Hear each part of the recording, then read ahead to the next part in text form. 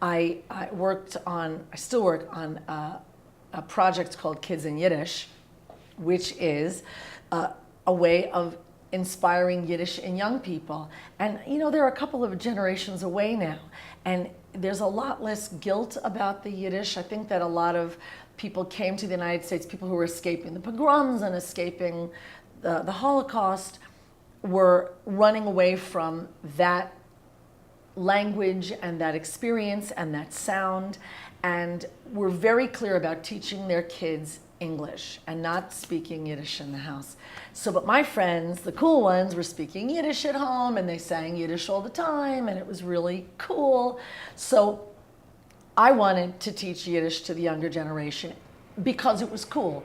And so now these kids who were not bilingual can learn Yiddish and suddenly be bilingual, because every other culture comes to the United States, comes to Canada, comes to the New World, and brings their language and their culture with them. And I have no problem with bringing the rest of our culture. You know, we eat our foods and we celebrate our holidays. Why shouldn't we also bring the language with us? So for me, Yiddish was always really cool.